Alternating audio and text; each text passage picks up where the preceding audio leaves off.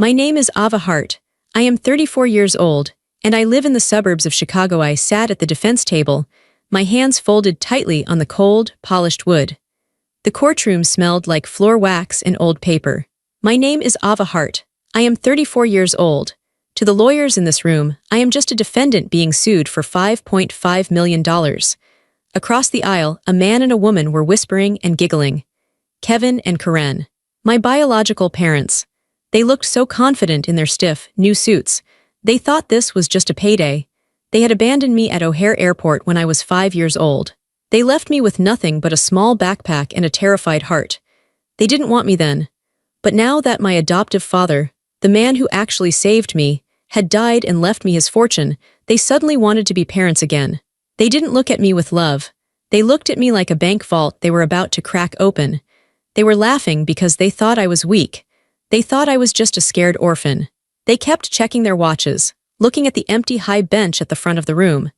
They had no idea who I had become in the last 29 years. They didn't know the judge they were waiting for was me. But before I tell you how everything flipped, like and subscribe, drop a comment. Where are you watching from? My name is Ava Hart. I am 34 years old. The memory does not fade. People say time heals all wounds, but that is a lie. Time just puts a layer of dust over them. If you blow the dust away, the wound is still there, red and bleeding. My wound starts in 1994. I was 5 years old. I remember the car ride. It was a gray sedan. The seats were sticky and smelled like old cigarettes and pine air freshener. I sat in the back. I didn't have a booster seat. I just sat on the gray fabric, my legs sticking straight out because they were too short to bend over the edge. My mother, Karen, was driving. My father, Kevin, was in the passenger seat. They were arguing. They always argued. It was a low, buzzing sound like angry bees. I didn't understand the words, but I understood the tone. It was the tone of people who were trapped. I was wearing my favorite outfit. It was a denim jumper with a sunflower embroidered on the chest. Underneath, I wore a white t-shirt. I had red sneakers on my feet. I loved those sneakers. They made me feel fast. I had a small backpack on my lap. It was pink. Inside, I had one change of underwear, a juice box that was warm, and a small stuffed bear with one ear missing. "Are we going on a trip?" I asked. My voice was small. I learned early that being loud was a mistake. "Shut up, Ava," Kevin said. He didn't turn around. He just stared out the window. Karen looked at me in the rearview mirror. Her eyes were hard. They were like stones. "Yes," she said. "A big trip, just us." But she was lying. I knew she was lying because there were no suitcases. The trunk was empty. We were going to the airport, but we had no luggage. Even at 5, I knew you needed bags to go on an airplane. We arrived at O'Hare International Airport. It was a monster of a place. It was loud and confusing. Cars were honking. Police whistles were blowing. The air smelled like jet fuel and exhaust. It made my stomach hurt. Kevin got out and opened my door. He didn't offer me a hand. I jumped down onto the pavement. The concrete was hard under my red sneakers. "Come on," he said. He walked fast. I had to run to keep up. My little legs pumped up and down.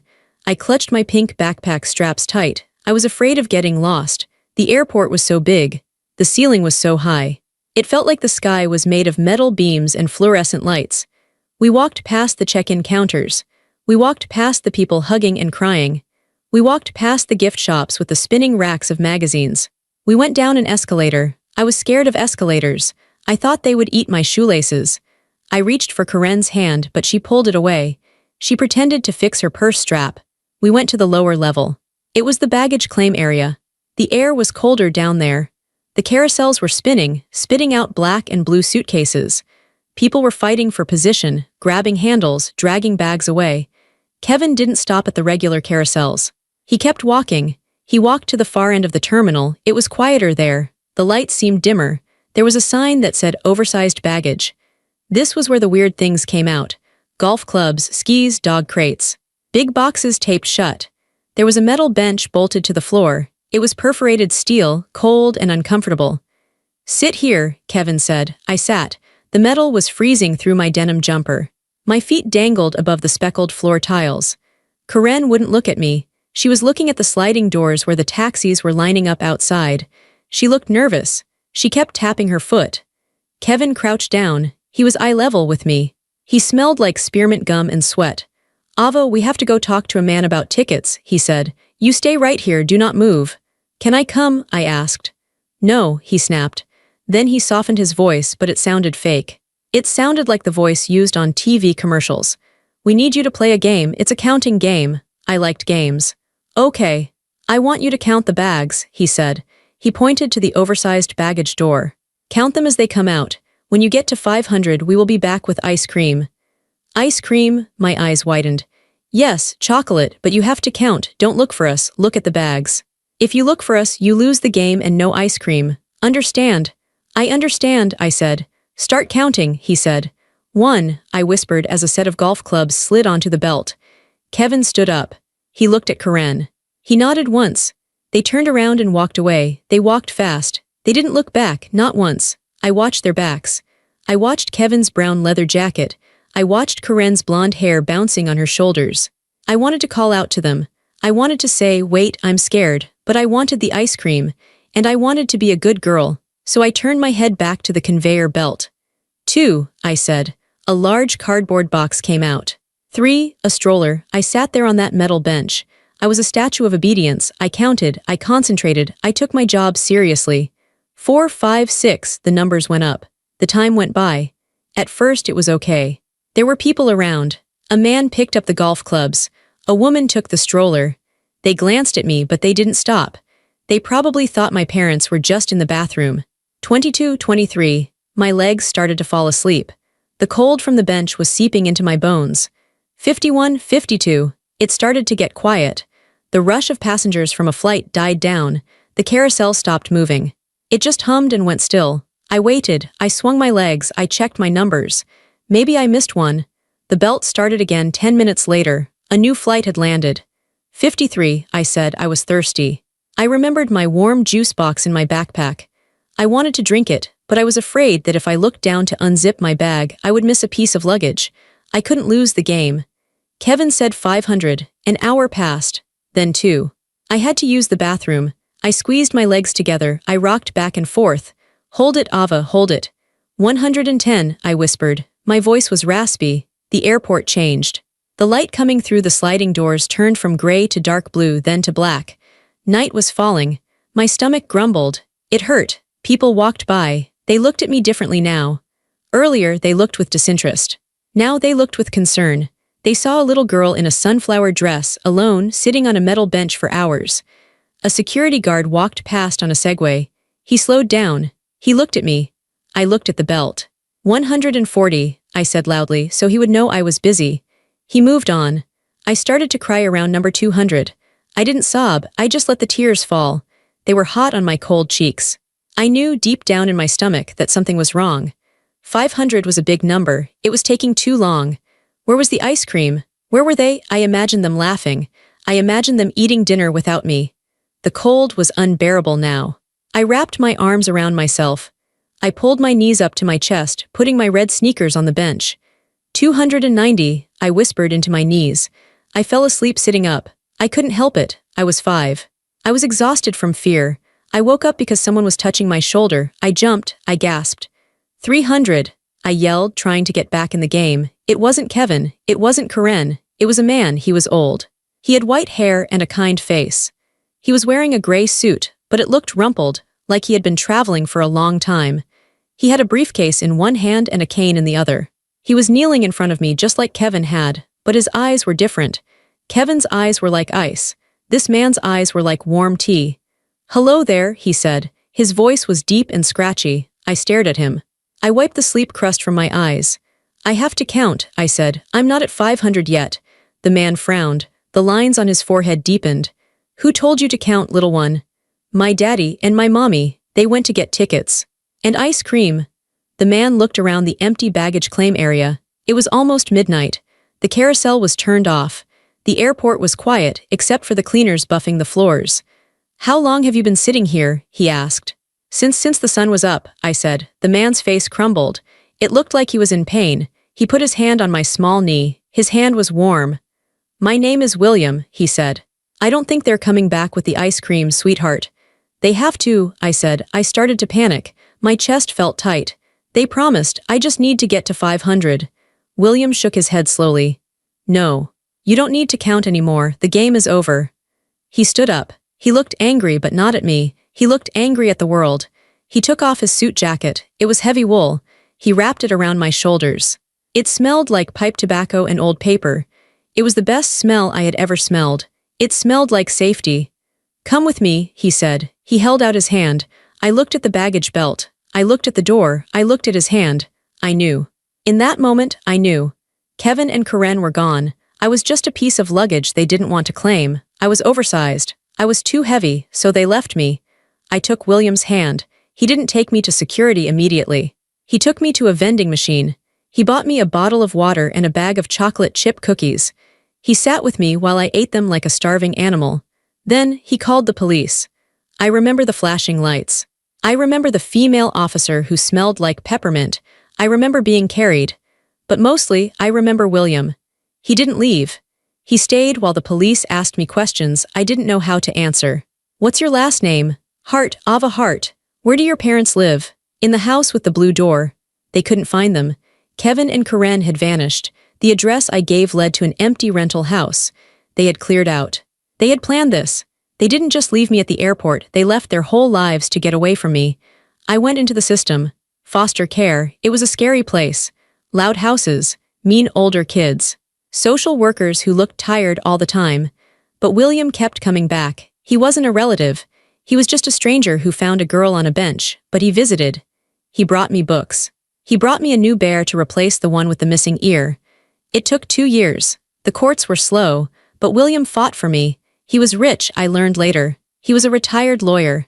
He knew how to fight. On my 7th birthday, he signed the papers. I wasn't Ava Hart, the abandoned girl, anymore. I was Ava Hart, daughter of William. He saved me. He didn't just give me a home. He gave me a voice. He taught me that I wasn't garbage. He taught me to read, to think, to argue. He taught me the law. But deep down, the 5-year-old girl was still there. She was still sitting on that metal bench, counting to 500, waiting for people who would never come. I grew up with a hole in my chest. I filled it with grades. I filled it with achievements. I filled it with the law. I became a judge because I wanted to control the rules. I wanted to make sure that people who did bad things got punished. I wanted to make sure no one was ever left waiting on a bench again. Life with William was quiet. It was peaceful. We lived in a large brick house in the suburbs of Chicago. It was a house full of books. There were books in the kitchen, books in the hallway, books stacked on the stairs. William was my father, my mother, and my best friend. He never married. I was his only family. We were a team of 2. He never lied to me about Kevin and Karen. He told me the truth. "They were broken people, Ava," he would say when I cried at night. "Some people are not built to care for others. They lack the mechanism, like a clock missing a gear." "Did I do something wrong?" I would ask. "Did I count wrong?" "No," he would say firmly, holding my face in his hands. "You did nothing wrong, you are perfect. Their brokenness is not your fault." I tried to believe him. Most days I did. I went to law school. I graduated at the top of my class. I worked in the district attorney's office. I was ruthless. I put criminals away without blinking. I had no sympathy for people who hurt the weak. Then, when I was 34, William got sick. It was pancreatic cancer. It was fast and brutal. It took him in 3 months. I watched the strongest man I knew wither away. I sat by his bedside in our library, reading to him as he slept. I held his hand, the same hand that had pulled me off that airport bench. When he took his last breath, the world went silent again. The silence was deafening. I was alone, truly alone. The funeral was small. William didn't like crowds. Just me, some of his old law partners, and a few neighbors. I stood by his grave in the rain, wearing black, feeling like that 5-year-old girl again. The cold was back. The wind cut through my coat just like the air conditioning at O'Hare. I went home to the big brick house. It felt empty. I walked through the rooms, touching his books, smelling his pipe tobacco. I missed him so much my bones ached. 2 weeks later, the lawyer called. It was time to read the will. I went to the firm downtown. I sat in a leather chair. The executor, a man named Mr. Henderson, looked at me over his glasses. "William was a very successful man, Ava," he said. "He invested wisely, he lived simply." He slid a document across the table. "He left everything to you, the house, the investments. The savings." I looked at the number at the bottom of the page. $5.5 million. I stared at it. It was just a number. It couldn't buy William back. It couldn't buy me a father, but it was security. It meant I would never have to worry. I could do good with this. I could help kids like me. I signed the papers. I went home. The will became public record. That's how it works. When a wealthy man dies, people notice. The newspapers ran a small obituary. Retired attorney William Vance leaves estate to adopted daughter, Ava Hart. It was printed on a Tuesday. On Thursday, the knock came at my door. I was drinking tea, staring out the window at the rain. I wasn't expecting anyone. I opened the door. A man stood there. He was wearing a cheap windbreaker and holding a manila envelope. Ava Hart, he asked. Yes, you've been served. He thrust the envelope into my hand and walked away. I stood there, confused. I closed the door. I walked into the kitchen and opened the envelope. It was a lawsuit. Plaintiffs, Kevin Miller and Karen Miller. Defendant, Ava Hart née Miller. My hands started to shake. The tea in my cup rippled. Kevin and Karen Miller, that was their name. I hadn't heard it in 29 years. I read the document. The words swam before my eyes. Civil suit for damages, emotional distress, loss of consortium, wrongful kidnapping. I dropped the cup. It shattered on the floor. Tea splashed onto my socks. I didn't move. I sat down at the kitchen table and forced myself to read. The lawsuit claimed that in 1994, I was kidnapped. They claimed that William Vance, a predator, had stolen me from the airport while they were in the bathroom. They claimed they had searched for me for decades. They claimed they had suffered extreme mental anguish. And now that my captor was dead, they had found me. They were suing for the entire estate, all $5.5 million. They said it was restitution for the years of love they had lost. I laughed. It was a dry, hacking sound. It wasn't funny. It was horrific. They hadn't looked for me. They had abandoned me. But the timing was too perfect. They didn't come back when I graduated high school. They didn't come back when I passed the bar exam. They didn't come back when I became a judge. They came back 48 hours after the money was announced. They didn't want their daughter. They wanted the check. My shock turned into ice. The shaking stopped. I wasn't 5 years old anymore. I wasn't the girl on the bench counting luggage. I was a judge. I knew the law. I knew how to read evidence. I looked at the lawsuit again. It was poorly written. It was full of lies, but it was dangerous. If they could convince a jury that William had kidnapped me, they could invalidate the adoption. They could take everything. They could destroy William's name. That was the part that made me stand up. They could take the money. I didn't care about the money. But they were trying to paint William, my savior, my real father, as a monster. They were trying to say he stole me. That was unforgivable. I walked to the sink and washed my hands. I looked at myself in the reflection of the window. I saw my mother's eyes. I saw my father's chin. But the expression was all mine. You made a mistake, I whispered to the empty room. You should have left me alone. I went to my office. I pulled out a fresh legal pad. I took out my favorite pen. I wrote 2 names at the top, Kevin, Karen. I drew a line down the middle of the page, assets versus liabilities. To them, I was just a ledger entry. When I was 5, I was a liability. I cost money to feed and clothe, so they wrote me off. Now I was an asset. I came with $5.5 million attached. They thought this was going to be easy. They thought I would be emotional. They thought I would be so desperate for mommy and daddy that I would settle. They probably thought I would write them a check just to make them go away, or maybe I would fall into their arms crying, grateful they had found me. They didn't know who I was. I wasn't a victim anymore. I was the law, and they had just walked into my courtroom. I spent the next 3 nights awake. I didn't sleep. I drank black coffee and studied the lawsuit. I treated it like a criminal file. I detached myself from the names. I stopped being Ava and started being the defendant.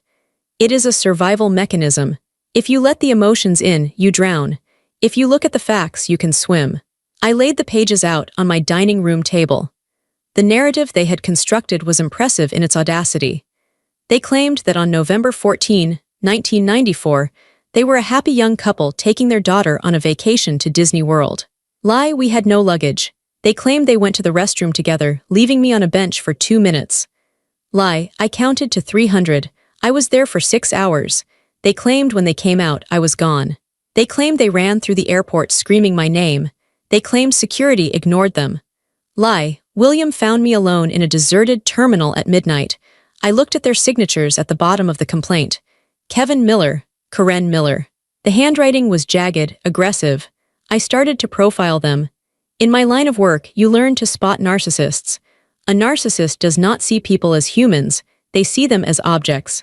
To a narcissist, a child is an extension of themselves. If the child is good, it reflects well on them. If the child is difficult or expensive or annoying, the child is a defect. When I was 5, I was a defect. Maybe I cried too much. Maybe I ate too much. Maybe they just wanted to be free to gamble or travel or do whatever selfish people do. So, they disposed of the defect. They left it at the airport like a broken umbrella. But now the defect had increased in value. It was pure accounting. I sat back in my chair and rubbed my eyes. The cruelty of it was breathtaking. Imagine abandoning your child. Imagine driving away while she sits on a cold bench. Imagine living your life for 29 years, never calling, never writing, never checking if she is alive. And then, imagine seeing her name in a newspaper next to a dollar sign. And your first thought isn't, oh my God, she's alive. Your first thought is, how can I get that money? It made me sick, physically sick. I had to run to the bathroom and dry heave. When I came back to the table, I was angry. Not the hot, screaming anger of a child.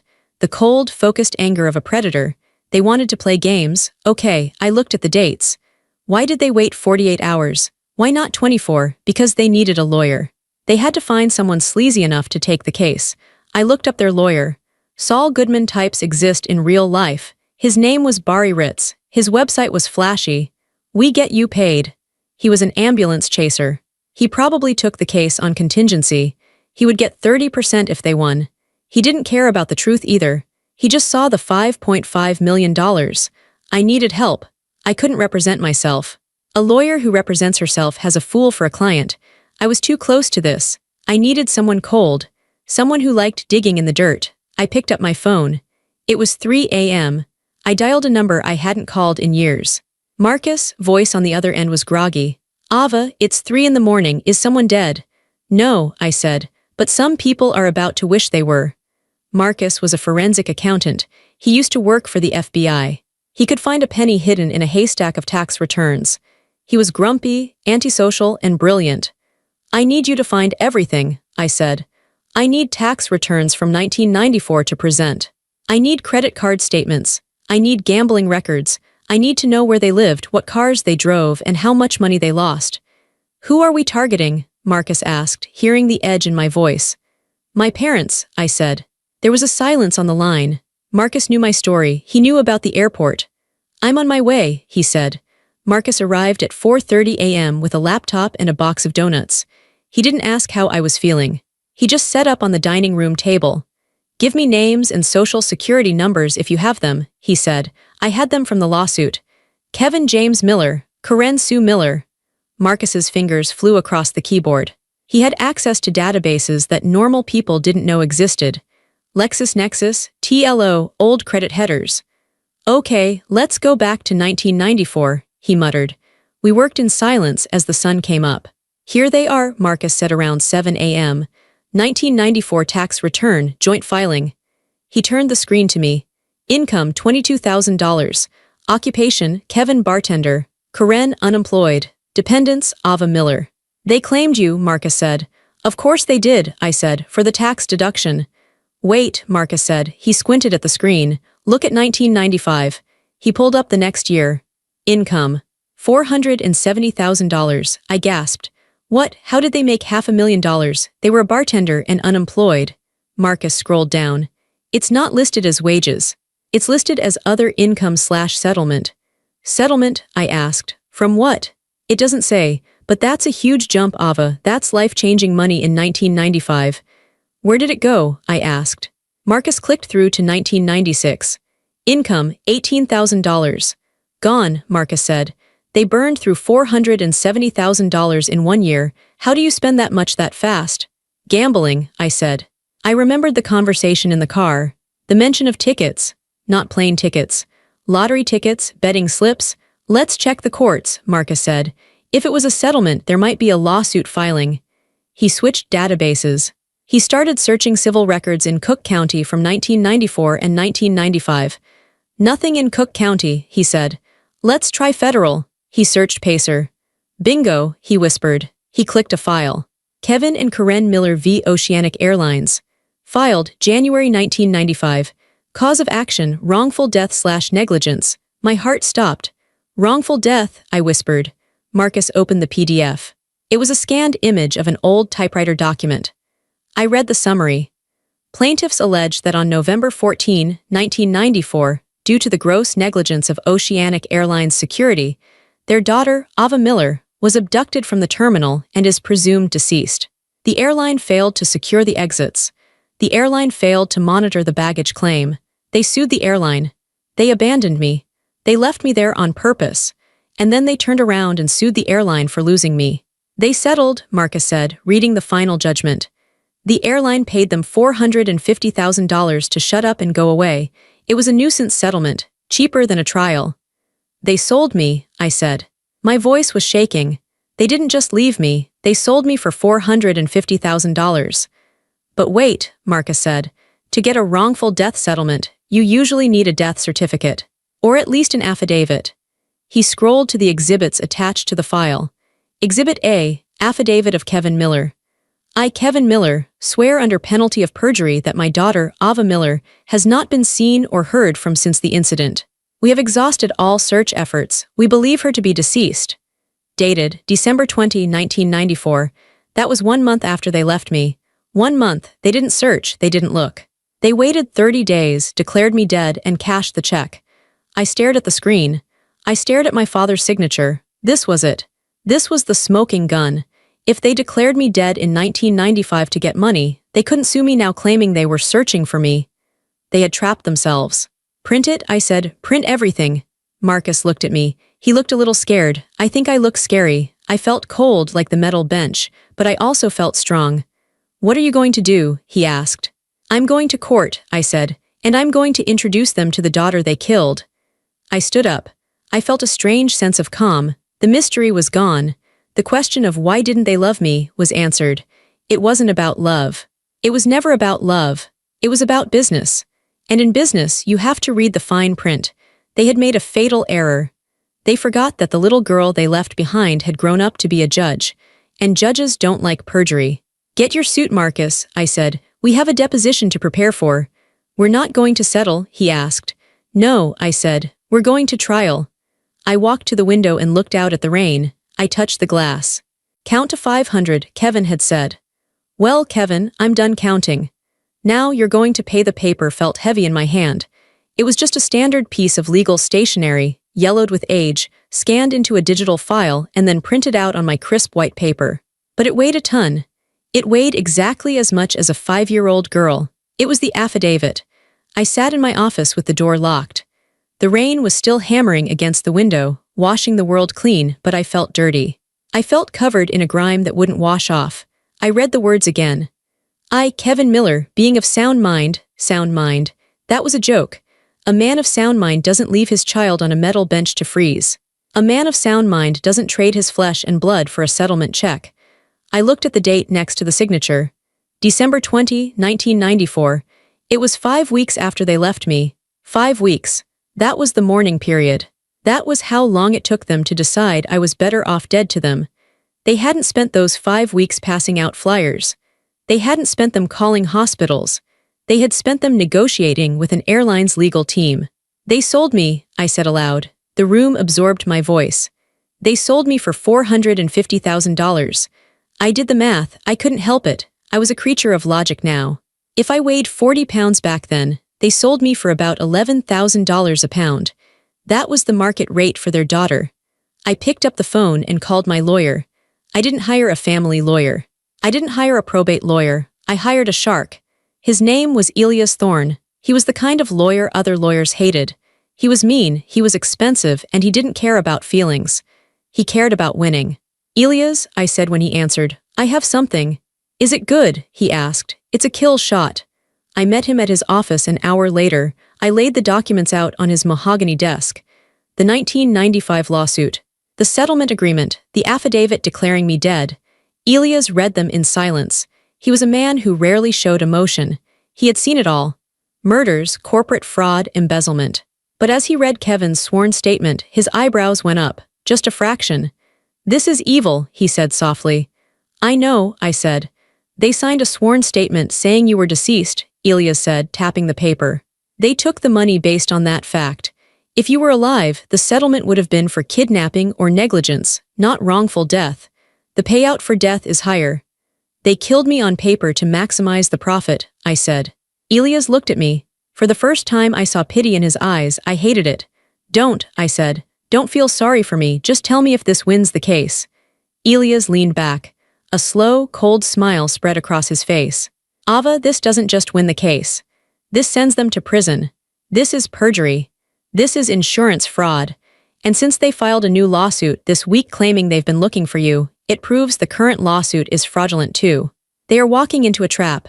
Good, I said. I want to spring it. We have to be careful, Elias warned. We can't show this to them yet. If we show them this now, they will drop the lawsuit and run. They'll disappear again. No, I said firmly. I don't want them to run. I want them in court. I want them on the stand.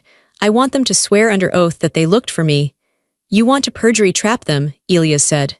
I want justice, I corrected him.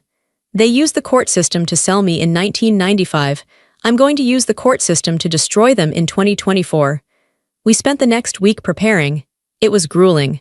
I had to relive every detail of that night at the airport. Elias made me tell the story over and over again. What did the bench feel like? Cold, metal, holes in the seat. What did you eat? Nothing. I had a warm juice box. How many bags did you count? 300. Every time I told the story, I took a piece of that 5-year-old girl and hardened her. I turned her tears into concrete. I needed to be a wall in that courtroom. I hired a private investigator to find out what they did with the money. The $450,000. It was gone, of course. The pie, a woman named Sarah, brought me the file. Casinos, she said. Riverboat casinos in Mississippi. They moved down there in early 1996. They lived like kings for about 8 months. Suites, champagne, blackjack tables. I looked at the photos she found. Grainy pictures from a casino newsletter. Big winners, the headline said. There they were, Kevin and Karen, holding big novelty checks. They were smiling, they were tan. Karen was wearing a sequin dress. Kevin had a gold watch. They were partying. While I was in a foster home, crying myself to sleep because I didn't have a toothbrush, they were drinking champagne bought with my death money. I looked at the date on the newsletter photo. February 14, 1996. Valentine's Day. I remembered that Valentine's Day. I was 7. I was in my second foster home. My foster mother had forgotten to get me a card. I made one for myself out of construction paper. I put the photo in the file. Thank you, Sarah, I said. There's one more thing, Sarah said. She hesitated. She looked nervous. What? They didn't just spend the money, she said. They had another child. The room stopped spinning. It just stopped. What? A daughter, Sarah said. Born in 1997. Her name is Megan. I felt like I had been punched in the stomach. A sister. I had a sister. Where is she? I asked. She lives in a trailer park about an hour from here, Sarah said. She's 26. She works at a diner. She doesn't talk to them much. Does she know about me? I don't think so, Sarah said. Records show she was raised as an only child. I closed my eyes. They replaced me. They got the money, spent it, and when the money ran out, they got a new kid. A replacement model. Get me her address, I said. Ava, the trial starts in 2 days, Elias said. Do you really want to open this door? It's already open, I said. I need to know. I drove to the diner that night. I sat in my car and watched. I saw a girl wiping tables. She had blonde hair like Karen. She had the same chin as Kevin, but she looked tired. She looked broken. I didn't go in, not yet. I just watched her. She was the life I would have had if they hadn't left me. And looking at her worn-out shoes and the sadness in her shoulders, I realized something terrible. Leaving me at the airport was the best thing they ever did for me. It gave me William. It gave me a life. Megan got them. She was the one who suffered. She was the real victim. I started the car and drove away. I had a plan. The courtroom was packed. My father's death and the subsequent lawsuit was local news. People love a scandal involving money. They love to see a rich family tear itself apart. I sat at the defense table next to Elias. I wore a navy blue suit. My hair was pulled back in a tight bun. I wore no makeup. I wanted them to see my face. I wanted them to see the lines around my eyes. I wanted them to see the woman they created. The bailiff called the court to order. All rise. The judge entered. Judge Harrison. I knew him. He was fair, stern, and suffered no fools. He looked at me and nodded slightly. He knew I was a judge in the next county, but today I was just a civilian. Then they walked in. Kevin and Karen, they had aged. Kevin was balding now, his hair thin and gray. He walked with a slight limp. Karen was heavier. Her face was lined with smoker's wrinkles, but they had cleaned up. They were wearing mourning clothes. Black, somber. Karen had a lace handkerchief in her hand. Kevin was holding her elbow, acting the protective husband. It was theater, pure community theater. They sat at the plaintiff's table. They didn't look at me. Not once. They stared straight ahead at the judge, their eyes wide and watery. Their lawyer, Barry Ritz, stood up for opening statements. He was wearing a shiny gray suit and too much cologne. I could smell it from across the aisle. "Ladies and gentlemen of the jury," Barry began. His voice was oily. "This is a story of a tragedy. A story of two loving parents who had their baby girl stolen from them in the blink of an eye." I clenched my hands under the table. "Stolen. For 29 years, Barry continued, pacing in front of the jury box, "Kevin and Karen Miller have searched. They have prayed. They have lit candles. They have suffered the unimaginable pain of the empty chair at the dinner table." I looked at the jury. They were listening. A few of them looked sympathetic. It's a powerful narrative, the grieving parents, the lost child. And then, Barry pointed a finger at me, they found her. A miracle, but instead of a reunion they found this. They found a daughter who had been poisoned against them by her captor, William Vance. He paused for effect. "William Vance is dead, so he cannot defend himself, but his estate is here, and that money belongs to the parents who were robbed of their child's life. It is the only justice left for them." He sat down, looking satisfied. Elias stood up. He didn't pace. He didn't wave his arms. He stood behind his desk, solid as a rock. "We will keep this simple," Elias said. His voice was low, forcing the jury to lean in. "The plaintiffs did not lose their daughter. They discarded her. They did not search for her. They cashed in on her, and this lawsuit is not about love, it is about greed. We will prove it." Short, brutal, the trial began. Kevin took the stand first. He looked pathetic. He hunched his shoulders. He wiped his nose. "Mr. Miller," Barry asked gently, "tell us about that day in 1994. Kevin sniffed. "We were going to Disney World. Ava was so excited. We were at the airport. I just turned my back for a second to check the flight board. Karen went to the ladies' room. When I turned back, she was gone." "Did you look for her?" "Everywhere," Kevin cried. A fake tear rolled down his cheek. "I screamed her name until my voice was gone. I ran through every terminal. Security wouldn't help us. They said she probably just wandered off. And after, we never stopped looking," Kevin said. "We put up flyers. We hired detectives. We spent every penny we had trying to find our baby." "Liar," I thought. "You spent every penny on blackjack. And when you found out she was alive last week." "I fell to my knees," Kevin sobbed. "I thanked God. I just want my daughter back. I don't care about the money. I just want to be a family." I felt bile rising in my throat. It was masterful. If I didn't know the truth, I might have believed him. He was playing the role of the broken father perfectly. Then it was Karen's turn. She was even better. She shook. She trembled. She clutched her handkerchief. "I wake up every night screaming her name," she whispered into the microphone. "My baby, my little sunflower." She used the nickname, Sunflower, because of the dress I was wearing. "Did William Vance ever contact you?" Barry asked. "No," Karen spat. Her eyes hardened for a split second. "He stole her.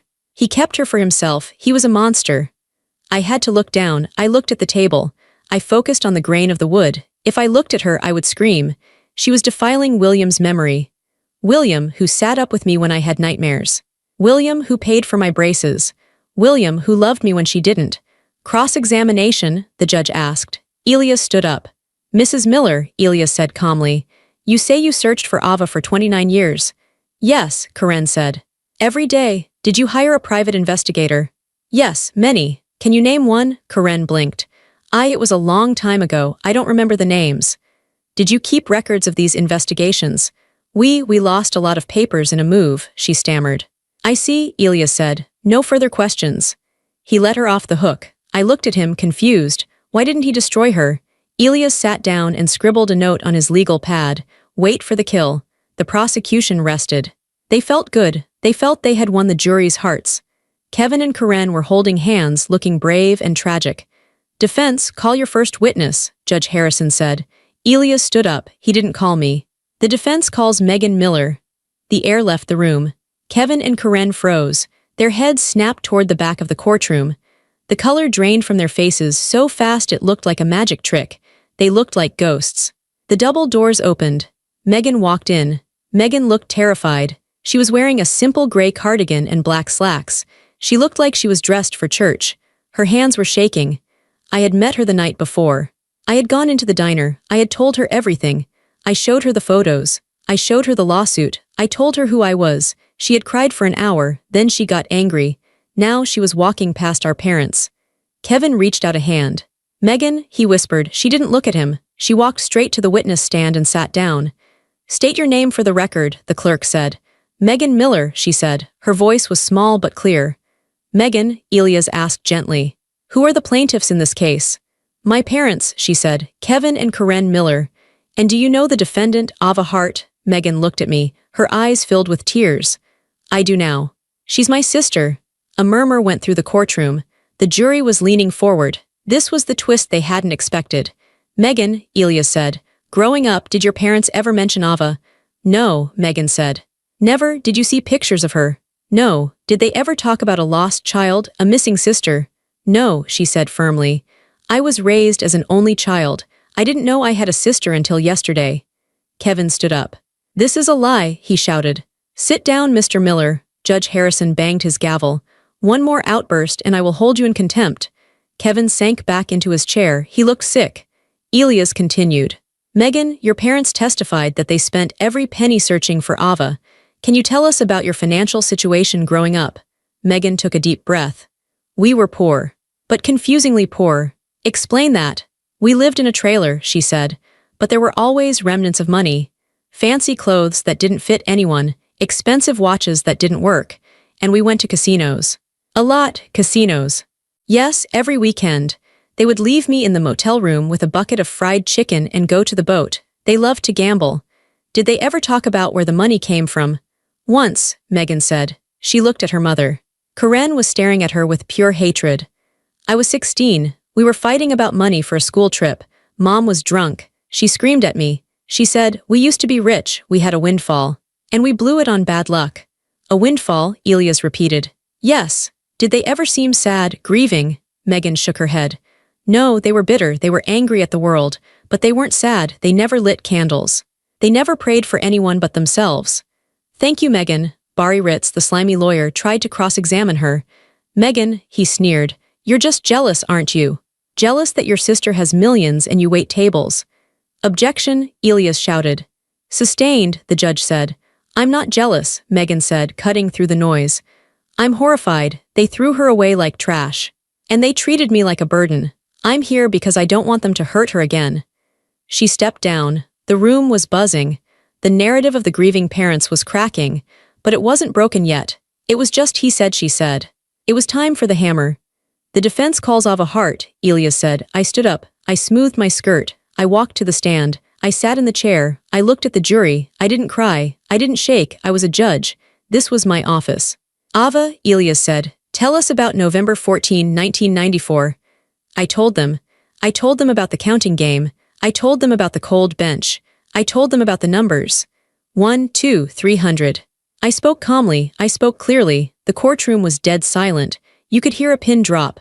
I saw the jury members wiping their eyes. I saw the judge's jaw tighten. Did they come back? Elias asked. No, did you ever hear from them again? Not until 2 days after my father died and left me money. Thank you, Ava. Elias turned to the plaintiffs. We have one final piece of evidence to enter. He walked to his table. He picked up the yellow document. Defense enters Exhibit D, Elias said. A sworn affidavit signed by Kevin Miller and Karen Miller, dated December 20, 1994, filed in the U.S. District Court of Illinois. Barry Ritz stood up. Objection, I haven't seen this. It's public record, Counselor, Judge Harrison said. Overruled. Elias handed a copy to the judge, a copy to Barry, and walked the original to the witness stand. He handed it to me. Ava, can you read the highlighted portion? I held the paper. I looked at Kevin. He was pale. He knew what this was. He remembered. I read aloud, my voice ringing off the walls. I, Kevin Miller, swear under penalty of perjury that my daughter, Ava Miller, is deceased. Her body has not been recovered, but due to the circumstances of her abduction, we accept her death and release Oceanic Airlines from further liability in exchange for the sum of $450,000. The courtroom gasped. It was a collective intake of breath. Thank you, Elias said. He turned to Kevin and Karen. They didn't search for you, Ava, Elias said to the room. They declared you dead. They signed your death warrant for a payout.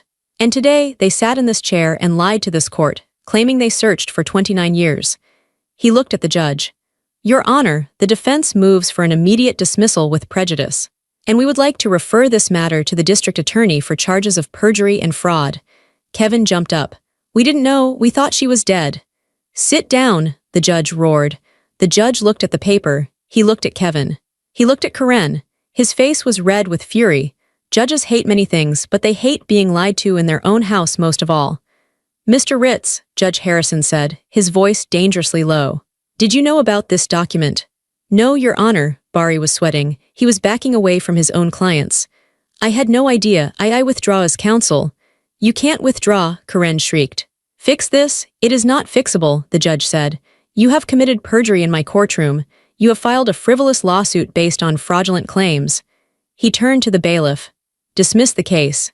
And officer, take the plaintiffs into custody. I am holding them in contempt pending charges. It happened fast. The chaos was immediate. The bailiffs moved in. Kevin tried to run. It was a pathetic attempt. He scrambled over the railing, but a burly officer grabbed him by the back of his cheap suit jacket and slammed him against the wall. Get off me, Kevin screamed. It's my money, she's my daughter. I made her. Karen was screaming too, but she wasn't running. She was sobbing, but these weren't the pretty, fake tears from before. These were ugly, terrified sobs. I didn't do it, it was his idea. Kevin made me sign it. They turned on each other instantly. The rats were abandoning the sinking ship. I sat in the witness box and watched. I didn't move. I felt a strange sensation in my chest. It wasn't happiness. It was lighter than that. It was relief. The noise was deafening, the gavel banging, the shouting, the click of handcuffs. I watched the officer pull Kevin's hands behind his back. I heard the metal ratchet of the cuffs. Click, click, click. It was the most beautiful sound I had ever heard. They dragged them out. Kevin was still shouting about the money. $5 million, that's my money, I deserve it. He passed by me. For 1 second our eyes met. There was no love in his eyes. There was only greed and hate. He looked at me like I was a broken slot machine that refused to pay out. You ungrateful brat. He spit at me. I didn't flinch. I looked him dead in the eye. I'm not your brat, I said calmly. I'm the judge. And then he was gone. The doors swung shut. The shouting faded down the hallway. The courtroom was silent again. The dust settled. Judge Harrison looked at me. He took off his glasses and rubbed the bridge of his nose. Miss Hart, he said softly, I am terribly sorry you had to go through this. Thank you, Your Honor, I said. The case is dismissed, he said. The assets remain yours, and I will personally ensure that the district attorney sees the transcript of today's proceedings. Thank you, I stood up. My legs felt shaky, but I forced them to hold me. I walked back to the defense table. Elias was packing up his briefcase. He looked at me and nodded, a rare sign of respect. You did good, kid, he said. You too, Elias. I turned around. Megan was still sitting in the back row. She was crying silently. I walked down the aisle. The gallery was emptying out. People were whispering, pointing at me. That's her, that's the girl. I didn't care. I only saw Megan. I stopped in front of her. Are you okay? I asked. She looked up. Her mascara was running. They're going to jail? Yes, I said, for a long time. Good, she whispered. Then she looked panicked. I don't have a ride. I came with them. I held out my hand. Come with me, I said. It was the same thing William had said to me 29 years ago. Come with me. Megan looked at my hand, then she took it. Her grip was tight. We walked out of the courtroom together. 2 sisters, 2 survivors. Outside, the rain had stopped. The sun was trying to break through the clouds. The pavement was wet and shiny. Are you hungry? I asked her. Starving, she said. I know a place, I said. They have really good ice cream. She smiled. It was a small, fragile smile, but it was real. I'd like that, she said. The aftermath was messy, as legal things always are, but it was a distant mess. Kevin and Karen were charged with perjury, fraud, and attempted extortion. Since they had crossed state lines to commit the fraud, the feds got involved. They were looking at 10 to 15 years. They would die in prison. I didn't visit them. I didn't write to them. I closed the book. I kept the house. William's house, but I made some changes. I invited Megan to move in. She hesitated at first. I don't want to be a mooch, she said. I'm used to working. You're not a mooch, I told her. You're family, and you're going to go to college. William left this money for his daughter, and as far as I'm concerned, he would have wanted another one. She moved into the guest room. We spent the first month just talking. We sat on the floor of the living room, drinking wine, sharing stories. She told me about the trailer park. I told her about law school. We pieced together the missing years. We realized that we were two halves of the same whole. I had the resources but no blood family. She had the blood family but no resources. Together, we were complete. I went back to work. But I was a different judge now. I was more patient. I listened harder, especially when children were involved. One afternoon, about 6 months after the trial, I drove to the airport. I parked the car and walked into Terminal 3. It was loud. It smelled like jet fuel and coffee, the same smell. I walked down to the lower level, to the baggage claim. I found the spot, the oversized baggage area. The metal bench was gone. It had been replaced by modern plastic seats. But the conveyor belt was the same. I stood there for a long time. I watched the bags go round and round. I saw a little girl sitting with her mother nearby. She was about 5. She was eating a pretzel. She looked happy. I closed my eyes. I could see myself there. The little girl in the sunflower dress, the ghost. I imagined walking up to her. I imagined kneeling down. It's okay, I would tell her. You don't have to count anymore. You don't have to wait. They aren't coming back, but someone better is coming. You're going to be strong. You're going to be smart. You're going to be a warrior. I opened my eyes. The ghost was gone.